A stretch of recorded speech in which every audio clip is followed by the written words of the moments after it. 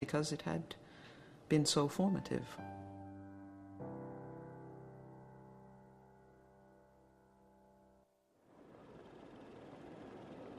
When Being and Time was finally published in 1927, shortly after his affair with Arendt came to an end, Heidegger became famous overnight.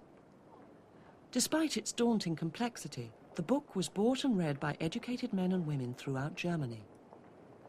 Its success was due in large part to the troubled and questioning spirit of the time. Heidegger's existential point of departure in Being and Time satisfied the needs of a generation that was lost in the aftermath of World War I, and for which questions of existence, the wherefore and whither of human existence, were absolutely central. The book caused ripples of excitement not just in Germany, but all over the world. And in 1928, Heidegger returned in triumph to Freiburg University, taking over the chair of philosophy left vacant by the retirement of Edmund Husserl. At the relatively young age of 39, he had suddenly acquired the status of a major philosopher. But within a few years, he would tarnish his reputation forever by embarking on a calamitous political adventure.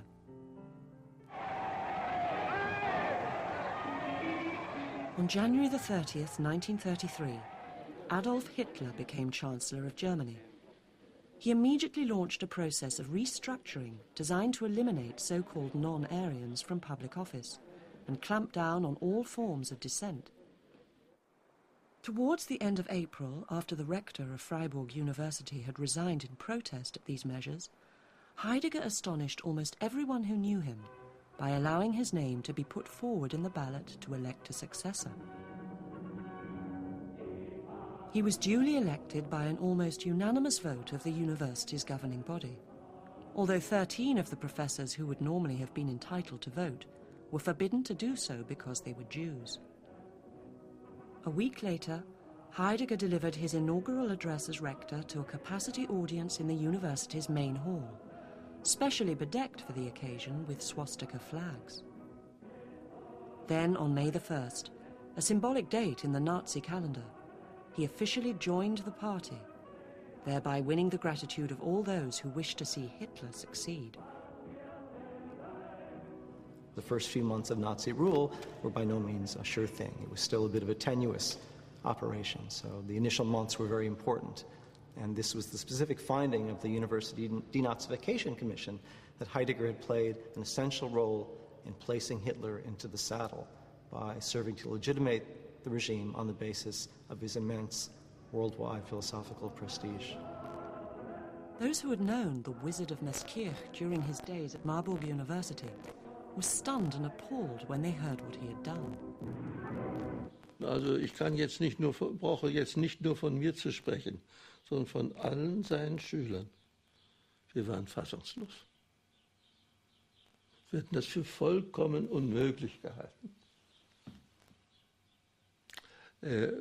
Man legt jetzt sehr oft Wert darauf, und das ist natürlich nicht ganz falsch, wie war dieser Irrtum von ihm möglich. Das heißt also, wir damals dachten, der ist verrückt geworden.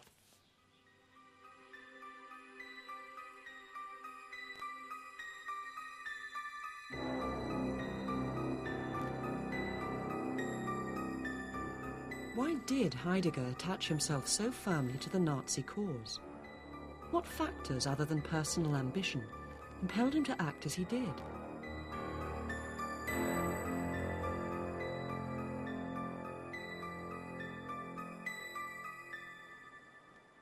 Part of the explanation seems to lie in the closeted rural culture from which he and Hitler both emerged.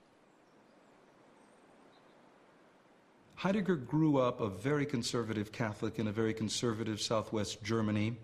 He was a rural man, not very comfortable with urban life.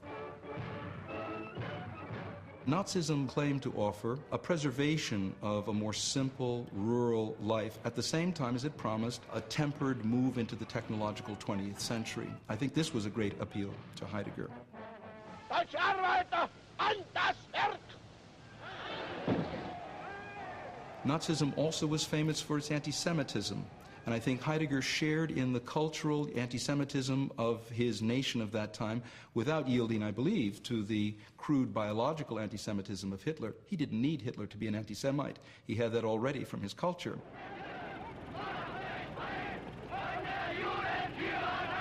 The period of 1933, as far as I can see, Hitler did not promise the physical murderous destruction of the Jews, but an elimination of their roles in society in such a way that Heidegger would say, yes, he would agree with that.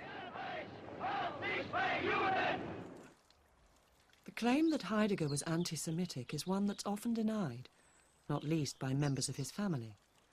His son Hermann, for instance, points out that the philosopher had many Jewish friends, including both Edmund Husserl and Hannah Arendt. However, the evidence that points to him having a deep antagonism towards Jewish culture as a whole, as opposed to individual Jews, is too compelling to ignore. In 1929, Heidegger wrote a letter to a friend of his to say that Germany now is at a crossroads. Either it goes down the road of the Jewification of German culture, or it continues down the other road to the restoration of Greater Germany. Now, the word Heidegger used for Judung is a very anti-Semitic term. You will not find it in even the biggest German dictionaries. However, you will find it in Mein Kampf, where Hitler used it in exactly the same terms. Another telling piece of evidence came to light purely by chance when Professor Rainer Martin, a one-time student of Heidegger's, stumbled across an old book about Hermann Göring. When he opened it, he was astounded to discover it had once belonged to his former tutor. Ein wahrhaft schlimmes Buch. Heidegger hat es einem Freund geschenkt, und zwar dem Kunsthistoriker Janssen, so steht auch hier darin, der lieben Familie Janssen zur Erinnerung an den 3. März 1933 in Freundschaft Martin Heidegger. Liest man in diesem Buch, und ich habe es natürlich gelesen, dann erschaudert einen, was ein angeblich großer Geist in jenen dunklen Jahren getan hat. Es ist ein widerwärtiges Schreibstück von A bis Z, mit Böswilligkeiten. Auch der Untermensch fehlt nicht, den es auszumerzen gilt. Und das schenkt man einem anderen hochstehenden Geist, und er findet das auch noch hübsch und legt bescheiden ebenfalls Unsinniges aus der Zeitung ausgeschnitten über diesen Herrn Göring mit hinein. Heidegger appears to have hero-worshipped Hitler and his cronies quite as slavishly as any Bavarian housewife, and there can be little doubt that his adulation had its roots in a shared inheritance of racial prejudice. But he also seems to have detected a strong affinity between the Nazi creed and certain tenets of his own philosophy. In virtually all Heidegger's lectures and texts from the 1920s, he'd been calling for some kind of notion of community. And of course, one of the linchpins of Nazi ideology was the idea of a national community that would unite all Germans. So when Heidegger put the hesitant approaches of his philosophy together the realities of Germany in 1933, he thought that aspects of his texts and his doctrines had actually come to life. What he seems to have done is to have broadened the notion of individual authenticity and applied it to the people, to the folk. And I think that this led him finally out of the university library into the streets to identify with National Socialism, which he thought of as the realization of his own theory.